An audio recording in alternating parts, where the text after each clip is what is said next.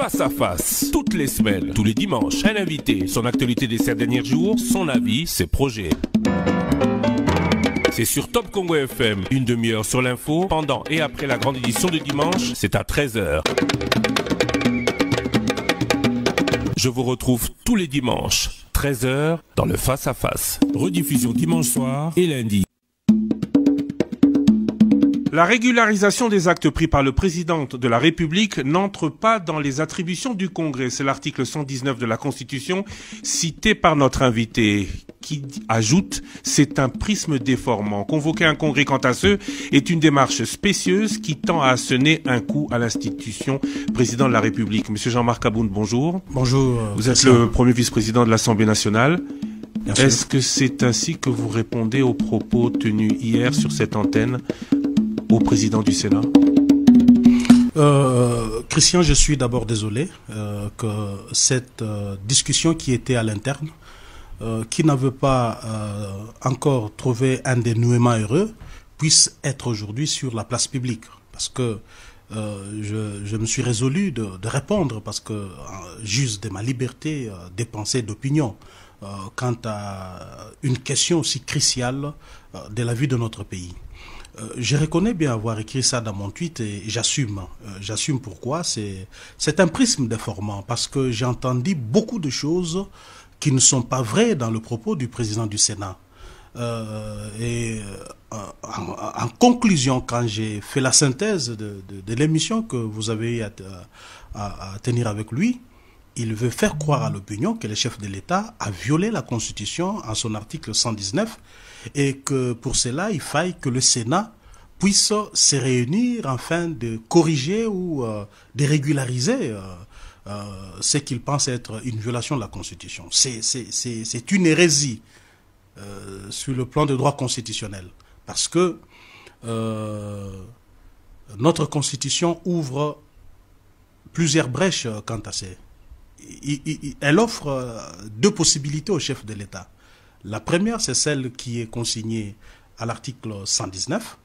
Et l'article 119 est peut-être considéré comme l'article fondateur. C'est cet article qui fonde même l'existence du Congrès. Parce qu'il détermine toutes les matières pour lesquelles l'Assemblée nationale et le Sénat réunis en Congrès doivent débattre. Dont l'autorisation a donné au président de proclamer l'état d'urgence. J'y arrive. Notamment l'autorisation au chef de l'État de proclamer l'état d'urgence. Ça, c'est un fait. D'autre part, il y a l'article 185 que je n'ai pas trouvé normal 85, du début jusqu'à la fin de l'émission avec l'honorable président du Sénat, n'a pas évoqué. Et pourtant, c'est ce qui fonde l'ordonnance du chef de l'État. Donc, le fondement constitutionnel de l'ordonnance du chef de l'État proclamant l'état d'urgence, c'est l'article 85. Mais le président du Sénat a dit, ou n'a pas voulu aller sur ce point, parce qu'il a dit clairement dans l'émission qu'à la réunion qui a précédé la proclamation d'état d'urgence par le président de la République, il n'a à aucun moment été question avec lui de cet état d'urgence. Donc, il n'y a pas concertation, l'article 85 le dit, dans cette réunion avec le Premier ministre et le président des deux chambres. Non, c'est pas vrai. J'ai eu la chance de prendre part à cette réunion, le 23. Il était bel et bien question de l'état d'urgence.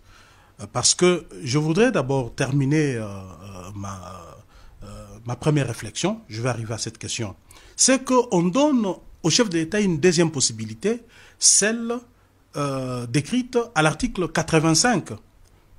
Convoquer le président de deux chambres du Parlement et le Premier ministre, les annoncer à la nouvelle et proclamer l'état d'urgence. Alors, face à ce qui semble être une contradiction dans notre Constitution, le chef de l'État ne peut choisir que la voie qui est la plus plausible et la moins coûteuse. La concertation. Donc la concertation. Parce qu'aujourd'hui, la notion même de l'urgence entre en contradiction avec la longue procédure et coûteuse de l'autorisation par le Congrès. Savez-vous que pour qu'un Congrès se tienne, il nous faut au moins 7 millions de dollars?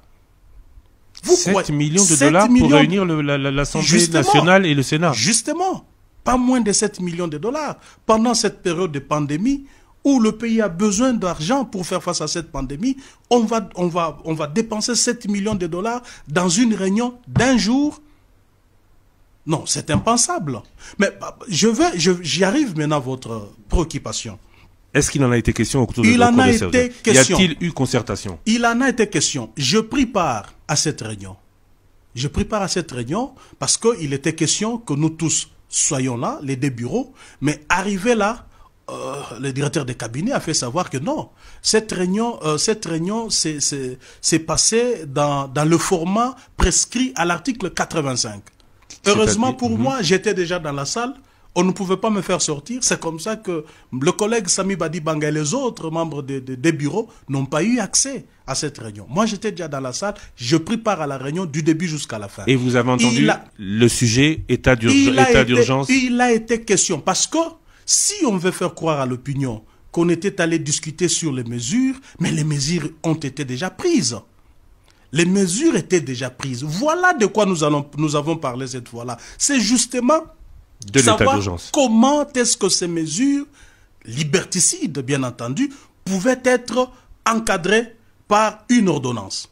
Parce que notre constitution ne permet pas au chef de l'État de prendre des mesures liberticides restreignant les libertés de mouvement des Congolais.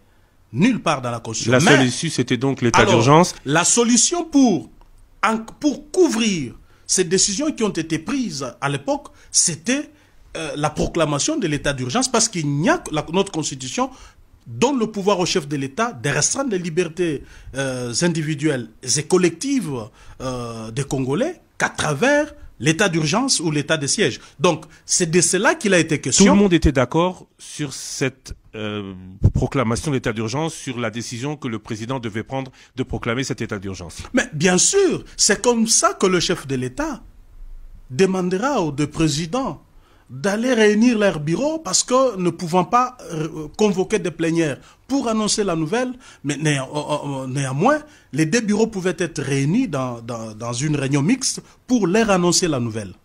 Et je vais vous dire, ça c'est le 23. Le 23. Le 20. Avant, je vous dis, ça c'est le 22. Et le 23, les deux bureaux ont été convoqués dans une réunion mixte où la nouvelle a été annoncée aux collègues qui n'avaient pas pris part à la réunion. Moi,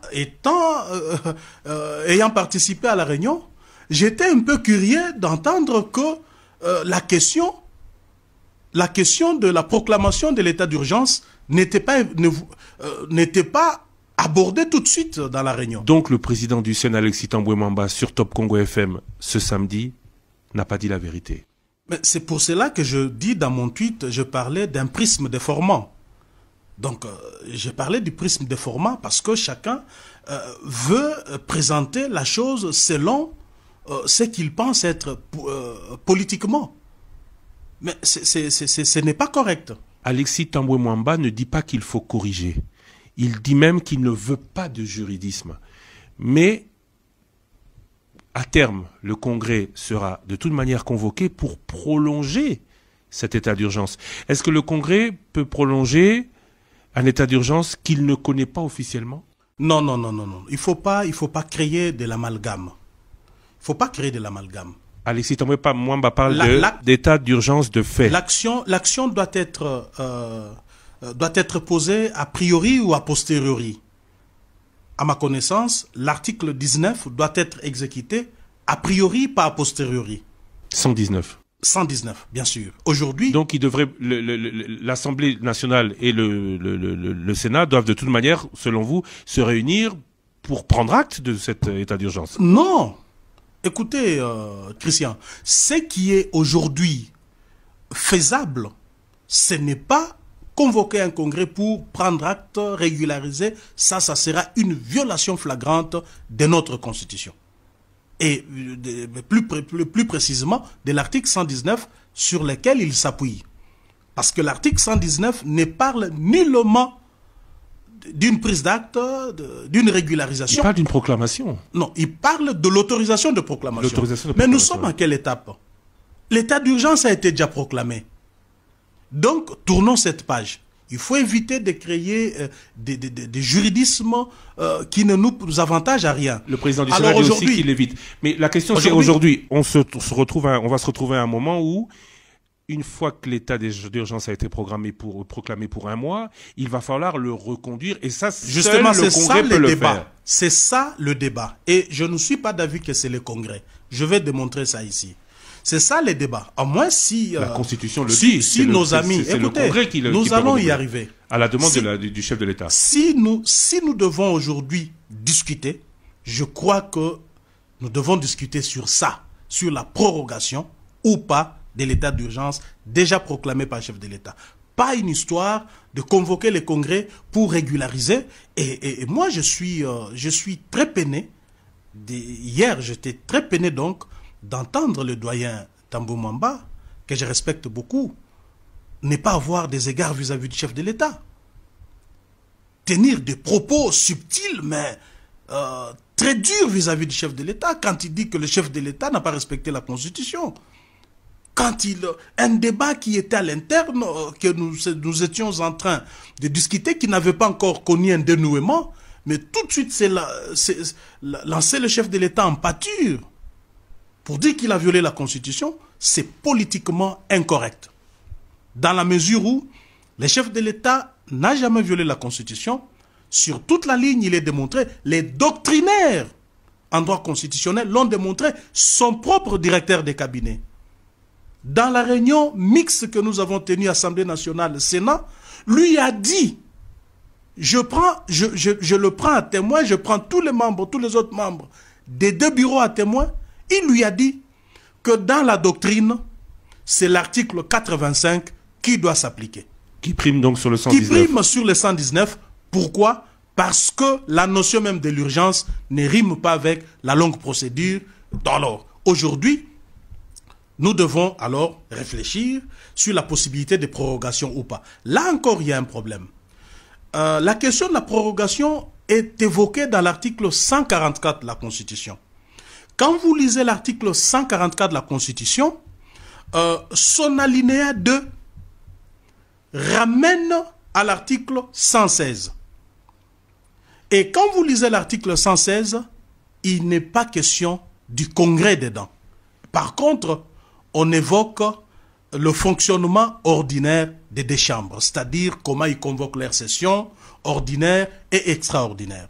Vous descendez un peu plus bas à la linéa 6 du même article, on vous parle, l'Assemblée nationale et le Sénat peuvent voter une loi, mettant fin à l'état d'urgence. Christian, je vous dis ici, je te regarde droit dans les yeux pour te dire que le Congrès n'a pas mission de voter des lois. Nulle part où il est donné, parce que le Congrès trouve son fondement dans l'article 119, vous avez l'article là-bas, dites-moi là où il est dit que le Congrès peut se réunir pour voter une loi. Donc, si l'article 144 évoque en même temps l'article 116 qui parle des sessions ordinaires et extraordinaires de deux chambres prises séparément, et ici on dit l'Assemblée nationale et le Sénat peuvent voter une loi, c'est-à-dire que c'est une procédure normale de ces deux chambres. On vote une loi à la chambre basse qui est renvoyée en deuxième lecture à la chambre haute et la loi est votée. Donc, il n'est nullement question aussi dans cet article de convoquer un congrès. Parce que cela serait ajouter des choses à une disposition constitutionnelle qui est pourtant claire. J'ai dit une fois de plus, c'est ma conviction. Je ne dis pas que je détiens toute la vérité sur la question ou toutes les connaissances du monde sur la question, mais mon intime conviction me dit que l'article 144 ne fait nullement allusion au Congrès parce qu'il n'en fait pas mention. Lorsqu'il est question du Congrès, la Constitution parle du Congrès. Il faut pas que les gens fassent de l'amalgame en pensant que lorsqu'on parle de l'Assemblée nationale et le Sénat, on fait allusion au Congrès. Non, l'expression l'Assemblée nationale et le Sénat ne voudrait pas renvoyer, forcément dire au Congrès. Donc le Congrès reste le Congrès, tel qu'est défini à l'article 119 de la Constitution. L'article 144 est clair. L'ordonnance proclamant l'état d'urgence ou l'état de siège cesse de plein droit de produire ses effets après l'expiration du délai, on parle de 30 jours, à moins que l'Assemblée nationale et le Sénat, saisis par le président de la République sur décision du Conseil des ministres, n'en aient autorisé la prolongation pour des périodes successives de 15 jours. Si ce n'est en passant par Assemblée nationale et Sénat, comment le président de la République peut-il prolonger cet état de siège? Nous disons la même chose. Pas de congrès, mais c'est la procédure normale. Un projet de loi peut être déposé dans l'une des deux chambres. Il peut être déposé soit à l'Assemblée nationale, soit au Sénat. Et cela va suivre la procédure normale parce que les lois sont toujours votées à deux niveaux. Voyez-vous, c'est clair ici. Mais voyez, vous savez, une disposition constitutionnelle, il ne faut pas l'analyser de manière aussi stricto sensu. Il faut toujours les lire de manière combinée. Déjà, c'est dans le même article. Donc, l'article 144, lisez l'article 116. Que dit l'article 116 évoqué dans l'article 144? L'article 116 dit, il faut être clair, chaque chambre du Parlement peut être convoquée en session extraordinaire par son président sur un ordre du jour déterminé à la demande soit de son bureau, soit de la moitié de ses membres, soit du président de la République, soit du gouvernement. La clôture intervient dès que la chambre a épuisé l'ordre du jour. Voyez, ça, c'est la session extraordinaire. Non, on parle de la procédure normale et simple des deux chambres. Mais on ne parle pas du Congrès. On ne parle pas du Congrès. Donc, le constituant, en mettant l'article 116 dans l'article 144, voudrait tout simplement faire voir qu'il est question de la procédure normale, pas le Congrès. Lisez, je vous demande encore de lire l'alinéa 6, qui est le dernier alinéa de l'article 144. Ici, on dit l'Assemblée nationale et le Sénat peuvent, par une loi, mettre fin à tout moment à l'état d'urgence ou l'état de siège.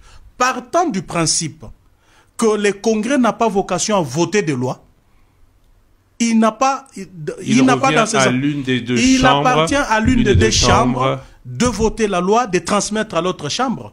Ma question revient, pensez-vous qu'il y aura congrès? Doit-il y avoir congrès? Non, absolument pas. Au congrès? Absolument pas. Il ne peut pas. Donc vous êtes contre? Pour toutes les raisons que nous avons évoquées ici, il est politiquement incorrect de penser qu'on peut convoquer le congrès en ce moment. Donc, sur le plan juridique, sur le plan de droit, et je précise bien du droit constitutionnel, l'étape de la convocation d'un congrès en ce qui concerne l'état d'urgence dans notre pays est dépassée et ne se justifie pas. Alors, sur le plan politique, c'est politiquement incorrect qu'on puisse vouloir poser des actes qui ont tendance à offenser les chefs de l'État, qui ont tendance à présenter les chefs de l'État à l'opinion comme quelqu'un qui a violé la Constitution et que le Congrès voudrait corriger. C'est pas correct. Je vais poser pour une dernière fois la question. On parle de Congrès au Palais du Peuple. Vous n'y participerez pas. Non, je crois que ce congrès ne pourra pas se tenir. À mon humble avis, le congrès n'a pas sa raison d'être. Non seulement que je n'y serai pas, mais je crois que ce congrès ne doit pas se tenir. Pourquoi? Je vais te dire pourquoi il ne se tiendra pas. Parce qu'il est clairement dit ici que c'est le chef de l'État. C'est le chef de l'État qui en demande, qui en fait la demande. Donc, ça, c'est conformément à l'article 36 du règlement intérieur du Congrès, qui dit que le Congrès ne peut se tenir que sur demande du président de la République. Et jusqu'au jour d'aujourd'hui, à ma connaissance, cette demande n'a jamais été faite. Mais voilà comment est-ce que les choses se passent. On nous fait croire que le directeur des cabinets du chef de l'État aurait envoyé, c'est vrai que moi j'ai vu la correspondance, dans laquelle il transmettait l'ordonnance qui était signée aux deux chambres, mais où il dit pour des dispositions utiles. Mais ce qui m'écoeure, moi, c'est de constater que le président Tambo Mamba et la présidente de l'Assemblée veulent nous faire croire que déjà ces dispositions utiles, c'était la convocation du Congrès, faisait allusion le directeur des cabinets, c'est la convocation, c'est une demande tacite de la convocation du Congrès, ce qui est faux parce qu'il est clairement dit que c'est le chef de l'État qui en fait la demande. Et jusqu'à ce jour, le chef de l'État n'a jamais fait cette demande et je crois que ce qui est en train d'être fait, je peux aller plus loin pour dire que c'est une forme de pression sur le chef de l'État. Parce que d'un côté, c'est lui qui doit vous faire la demande. Il ne l'a pas fait. Mais de votre propre chef, vous vous réveillez, vous organisez des choses, vous convoquez le Premier ministre et vous dites que le congrès aura lieu. Alors, quelle est la place du chef de l'État en ce moment-là? Est-ce que la présidente de l'Assemblée nationale est du même avis que vous? Écoutez, je vous ai dit ici que je prends ma liberté d'exprimer mon opinion sur base... Non, ma question c'est, est-ce qu'elle est du même avis que vous? Écoutez, je ne veux pas parler de la présidente de l'Assemblée nationale ici. Je ne suis pas venu parler d'elle. Je vous dis tout simplement que c'est ça ma position. C'est à l'opinion des jugés. Sur ce que je suis en train de dire et sur ce que le président du Sénat a dit, je suis venu sur votre micro pour faire une réponse par rapport à ce que le président du Sénat a dit, que je trouve invraisemblable. Vous avez parlé tout à l'heure du directeur de cabinet. Aujourd'hui, Vital Kamerhe, tout le monde sait où il est. Il a été arrêté. Est-ce que l'on peut encore parler de cash? D'abord, j'évite personnellement de faire un commentaire quant à ce qui lui est arrivé. Pourquoi? Non, je me réserve de tout commentaire parce que Vital Kamerhe, c'est un allié. N'oubliez pas qu'il est allié au cash.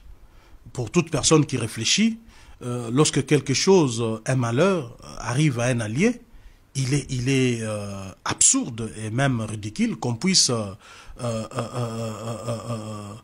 faire des commentaires dans un sens ou dans un autre, d'autant plus que l'affaire est en justice et qu'au jour d'aujourd'hui, nous devons nous réserver de faire quelques commentaires que ce soit. Ce silence vous soutient ou neutralité? Écoutez, nous sommes neutres parce que Vital Kamerhe, c'est notre allié.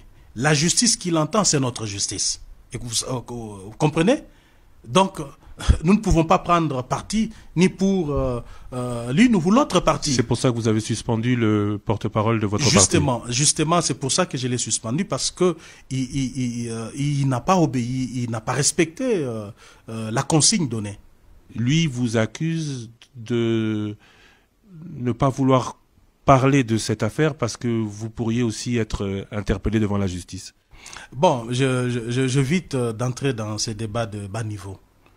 C'est vraiment, à mon niveau, je ne peux pas discuter des choses pareilles. Entre-temps... Donc moi, je prie cette décision en tant que président AI de l'UDPS et de les sanctionner sur base des faits qui lui sont reprochés.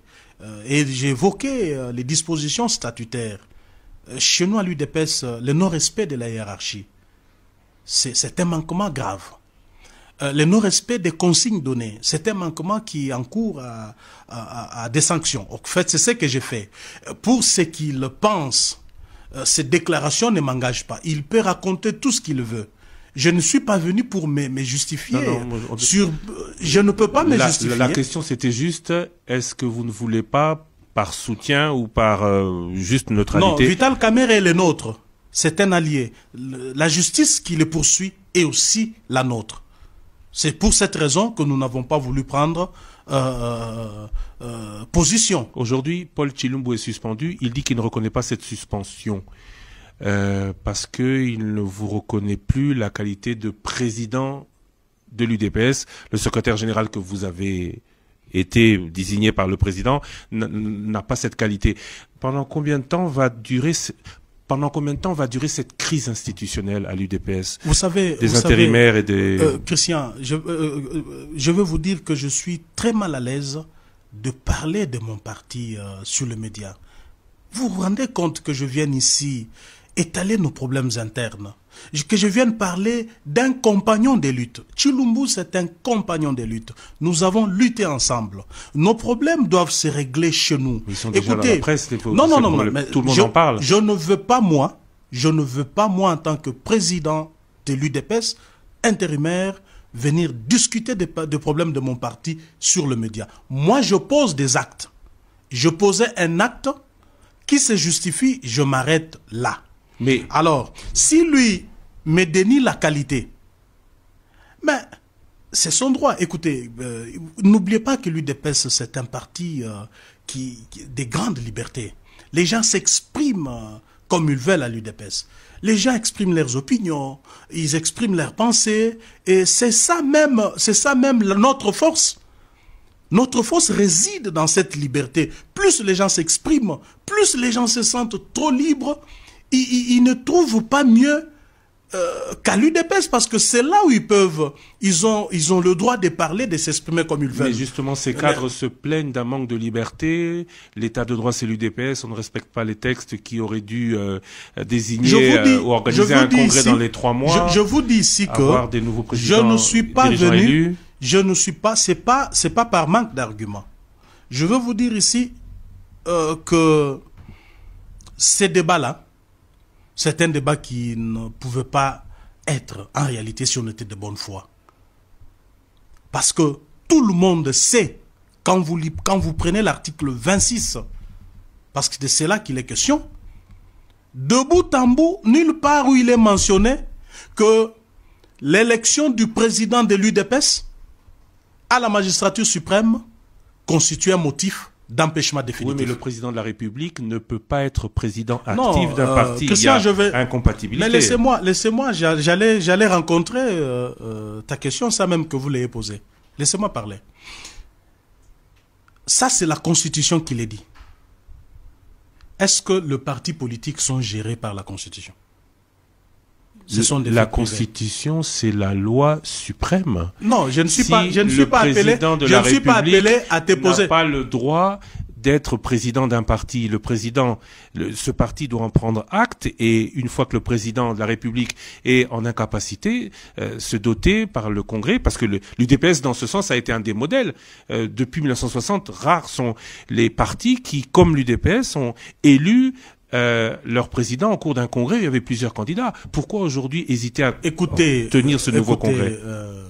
Christian, notre parti est géré par ses propres textes qui ont été jugés conformes à la Constitution. Lorsqu'on jugeait conformes nos textes à la Constitution, est-ce que les constituants, ceux qui ont approuvé nos statuts, pouvaient nous dire que non, vous avez omis un détail important ici, parce que si votre président devenait président de la République, vous devez mettre ça. Ils ne l'ont pas fait. Donc, dès lors que nos statuts ont été jugés conformes à la Constitution, nous nous y conformons. Aujourd'hui, donc, pourquoi êtes-vous président intérimaire si Félix Tshisekedi, selon vos statuts, est toujours le président? Écoutez, il y a deux facettes de voir les choses. Il faut voir les choses dans l'angle constitutionnel et dans l'angle statutaire à l'UDPS. La Constitution interdit au président Félix Tshisekedi d'être en même temps président de la République et président de l'UDPS, n'est-ce pas? Mais nos statuts ne l'interdisent pas.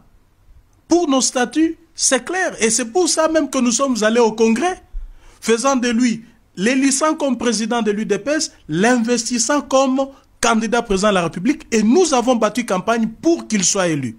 Donc, chez nous à l'UDPS, nous ne trouvons pas ça incompatible. Mais parce que c'est la Constitution qui prime sur nos statuts, voilà le fondement du mandat spécial. Voilà là où Félix Tshisekedi, notre chef de l'État, a tiré. Laissez-moi terminer. Non, j'ai bien compris que... Pourquoi?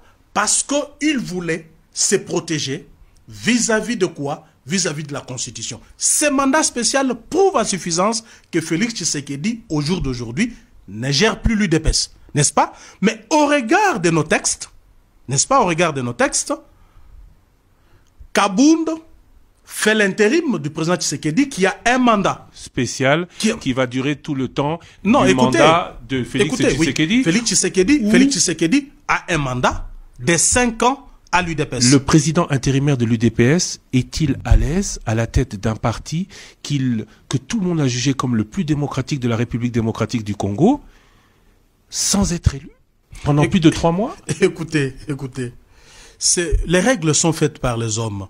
Les règles sont faites par les hommes. Voyez-vous?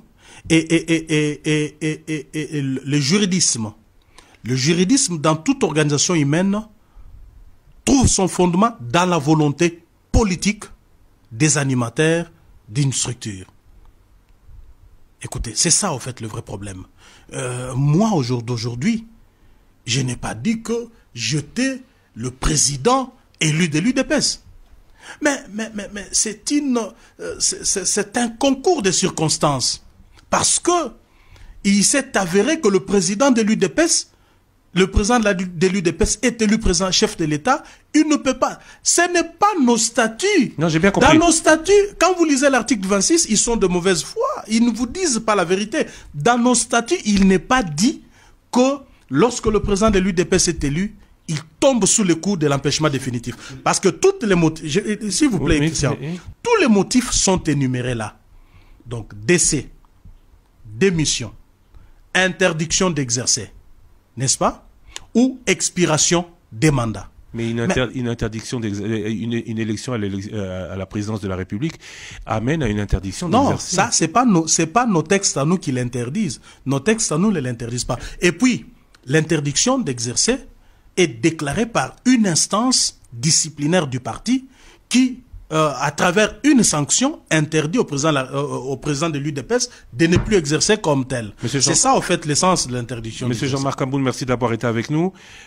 Deux petites dernières questions. Peter Kazadi, Jacques Machabani, Victor Wakwenda et les autres, Paul Chimboulou et ceux qui sont en opposition à vous, les liens sont rompus avec eux? Pas du tout. Pas du tout. Sont-ils indésirables à l'UDPS? Non, pas du tout. Pourquoi ils peuvent être... Je vous ai dit ici que ce sont des compagnons de lutte. Nous avons eu à connaître des histoires plus graves et plus difficiles dans notre parcours. Je crois que... Ils ne seront pas exclus. Non, pourquoi être exclus? Parce que dans le passé, ils l'ont été. Non. Ils sont libres d'exprimer leurs opinions, que je respecte. C'est pas pour autant qu'ils me contestent que moi, je vais trouver en ça un motif de m'acharner sur eux. Je respecte leur position. Est-ce que le président Félix Tshisekedi soutient ce statu quo que beaucoup condamnent à l'UDPS? Je ne veux pas citer le président de la République dans ces débats, que je trouve, moi, personnellement, malaisé. Ces débats me fait très mal. Est-ce que le président élu de l'UDPS, de les porter qui exerce toujours un mandat via votre mandat spécial, soutient ce statu quo? Non, je ne veux pas ici me prononcer là-dessus pour que les uns et les autres disent que je suis venu ici faire du trafic de l'influence. Mais ta question a une réponse plus simple. Mais la volonté du président de la République est transcrite noir sur blanc dans le mandat spécial qu'il m'a donné, qu'il n'a jamais nié. Alors, il ne faut pas me poser cette question. Il ne faut pas me poser cette question. Parce que la volonté du chef de l'État est visible à travers le mandat qu'il a signé. Face à face, toutes les semaines, tous les dimanches, un invité, son actualité des 7 derniers jours, son avis, ses projets. C'est sur Top Congo FM, une demi-heure sur l'info, pendant et après la grande édition de dimanche, c'est à 13h. Je vous retrouve tous les dimanches, 13h, dans le Face à face. Rediffusion dimanche soir et lundi.